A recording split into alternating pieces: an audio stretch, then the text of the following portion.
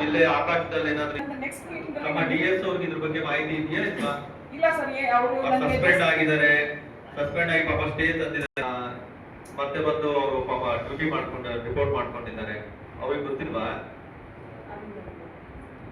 ಅಂದ್ರೆ ಈಗ ಅದಕ್ಕೆ ಯಾರು ಅಕೌಂಟಬಿಲಿಟಿ ನೀವಲ್ಲ ಹಂಗಾದ್ರೆ? ನಾನು ರೆಸ್ಪಾನ್ಸಿಬಿಲಿಟಿ ತಗೊಂಡೇ ಮಾಡ್ತಾ ಇದ್ದೀನಿ ಸರ್. ಇನ್ ಮುಂದೆ ಮೀಟಿಂಗ್ಗಳಲ್ಲಿ ನನ್ಗೆ ಇನ್ಫಾರ್ಮೇಶನ್ ಸಿಕ್ಕ ತಕ್ಷಣ ನಾನು ಮಾಹಿತಿ ಸಮೇತ ಬರ್ತೀನಿ. ತಾವು ಅಡಿಷನಲ್ ಚಾರ್ಜ್ ಅಲ್ಲಿ ಇದ್ದೀರಾ ಅಥವಾ ಹೇಗೆ? ಸರ್ ಅಡಿಷನಲ್ ನಾನು ಆಕ್ಚುಲಿ ತುರ್ತು ಚಿಕಿತ್ಸಾ ವೈದ್ಯಾಧಿಕಾರಿಗಳು ಅಂತ ಯಾರು ಇರ್ಲಿಲ್ಲ ಅಂತ ಹೇಳಿ ನನಗೆ ಚಾರ್ಜ್ ಕೊಟ್ಟಿದ್ದಾರೆ. ಯಾರು ತಮಗೆ ಚಾರ್ಜ್ ಕೊಟ್ಟಿದ್ದು? ಆಗಿನ ಡಿಎಸ್ ಇನ್ಚಾರ್ಜ್ ಇದ್ರಲ್ಲ ಸರ್, ರವೀಂದ್ರ ಅವರು ಸಸ್ಪೆಂಡ್ ಆದಾಗ ಬಸವರಾಜ್ ಅಂತ ಇದ್ರು ಇನ್ಚಾರ್ಜ್ ಅಂತಿದ್ರು, ಅವ್ರು ನನಗೆ ಚಾರ್ಜ್ ಕೊಟ್ಟರು. ನಾನು ಸೀನಿಯರ್ ಮೋಸ್ಟ್ ಇದ್ದೀನಿ ಅಂತ ನನಗೆ ಕೊಟ್ಟರು ಸರ್. ಗೌರ್ಮೆಂಟ್ ಮೆಡಿಕಲ್ ಕಾಲೇಜ್ಗೆ ಹ್ಯಾಂಡ್ ಓವರ್ ಆಗಿದೆ ಸರ್. ನಾನು ಏನಾದರೂ ಇದ್ರೆ ನಾನು ರೌಂಡ್ಸ್ ಮಾಡ್ತೀನಿ, ಎಲ್ಲ ಸಮಸ್ಯೆಗಳನ್ನು ಕೇಳ್ಕೊತೀನಿ, ಮಾಡ್ಕೋತೀನಿ, ನೋಟ್ ಮಾಡ್ಕೋತೀನಿ. ಅದನ್ನ ಯಾರು ಹೇಳ್ಬೇಕು, ಕನ್ಸರ್ನ್ ಡೀನ್ಗೆ ಹೇಳ್ಬೇಕು. ಏನಾದ್ರೂ ನಾವು ಒಂದು ಸಣ್ಣ ಟೇಬಲ್ ಬೇಕು ಅಂದ್ರೆ ಅವರ ಪರ್ಮಿಷನ್ ತಗೋಬೇಕು ಅನ್ನೋದಾಗುತ್ತೆ. ಈ ತರ ಆಗ್ಬಿಟ್ಟು ನಾನು ಅಲ್ಲಿ ಕರೆಕ್ಷನ್ ಮಾಡಕ್ ಆಗ್ತಾ ಇಲ್ಲ. ಸಮಸ್ಯೆ ನಾನೇ ಹೇಳ್ತೀನಿ ಎಷ್ಟೊಂದಿದೆ. ನಾನು ಹಾಸ್ಪಿಟಲ್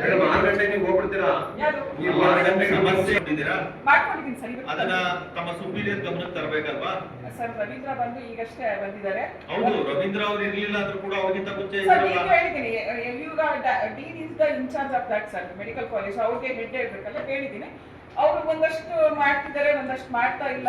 ಏನೋ ಬೈಫರ್ಕೇಶನ್ ಆಗ್ತಿದೆ. ಹೆಲ್ತ್ ಅಂಡ್ ಫ್ಯಾಮಿಲಿ ಬೇರೆ, ಎಜುಕೇಶನ್ ಡಿಪಾರ್ಟ್ಮೆಂಟ್ ಬೇರೆ ಅಂತ ಹೇಳಿ ಬೈಫರ್ಕೇಶನ್ ಆಗ್ತಿದೆ. ನನ್ನ ಕಡೆ RMO ಆಗಿ ಎಷ್ಟು ಕೆಲಸ ಮಾಡ್ಬೇಕು ಅಷ್ಟು ಮಾಡ್ತೀನಿ, ಬಟ್ ಸಮಸ್ಯೆಗೆ ನನಗೆ ಸೊಲ್ಯೂಷನ್ ಸಿಗ್ತಾ ಇಲ್ಲ. ಈಗ ಮೇನ್ ಸಮಸ್ಯೆ ಮಾಡಿಸಲ್ಲ ಅನ್ನೋದು ಪ್ರಶ್ನೆ. ಈಗ ಮೇನ್ ಸಮಸ್ಯೆ ನಿಮ್ಮ ಕ್ಲೀನಿಂಗ್ ಬಗ್ಗೆ, ನಾಯಿಗಳು ಓಡಾಡೋದ್ರ ಬಗ್ಗೆ, ಅದ್ಯಾವ್ದ್ರ ಬಗ್ಗೆ ನಮಗೆ ಸಮಸ್ಯೆ ಎತ್ತುತ್ತಾ ಇಲ್ಲ. ನಾವು ಸಮಸ್ಯೆ ಎತ್ತುತ್ತಾ ಇರೋವಂಥದ್ದು ಗರ್ಭಿಣಿಯವರು ಬಂದಾಗ ಅವರಿಗೆ 15,000 ರೂಪಾಯಿ ಲಂಚ, 10,000 ರೂಪಾಯಿ ಲಂಚ ಇಲ್ದಲೆ ಅವ್ರಿಗೆ ಡೆಲಿವರಿ ಮಾಡಿಸಲ್ಲ ಅನ್ನುವಂತ ಪ್ರಶ್ನೆ ಬಂದಿದೆ.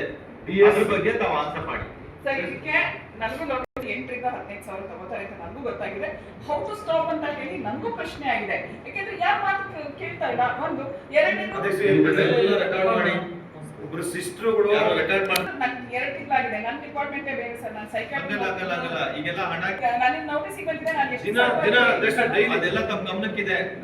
ಹೆಂಗೆ ಹೌ ಟು ಸ್ಟಾಪ್ ಅಂತ ಕೇಳಿದೆ. ನಾನು ಕೇಳಿದ್ರೆ ನನ್ನೇ ಹಿಂದೆ ಹೋಗೋ ಅನ್ನೋ ತರ ಇದೆ. ಅವ್ರು ಯಾವ ತರ ಆಕ್ಷನ್ ತಗೊಂಡಿಲ್ಲ. ನೆಕ್ಸ್ಟ್ ರವೀಂದ್ರ ಬಂದ್ರು ಇನ್ಮೇಲೆ ಹೇಳ್ಬೇಕು ಸರ್. ಮತ್ತೆ ಹಿಂಗ್ ಹೇಳಿದ್ರೆ ನಂಗೆ ಅದೇ ಸರ್ ತಾವೊಂದು ಫಸ್ಟ್ ಕಂಪ್ಲೇಂಟ್ ರೆಡಿ ಮಾಡಿ DC ಅವರಿಗೆ ಕೊಡಿ, ನನಗೆ ಕೊಡಿ. ಖಂಡಿತ ಸರ್, ನನಗೆ ಕಂಪ್ಲೇಂಟ್ ಕೊಡಿ.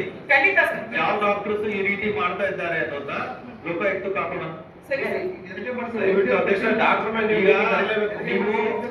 ನೀವು ವೈದ್ಯರ ಪಟ್ಟಿ ಒಂದು ಮಾಡಿ. ಡಾಕ್ಟರ್ಸ್ ಈ ರೀತಿ ಮಾಡ್ತಾ ಇದ್ದಾರೆ.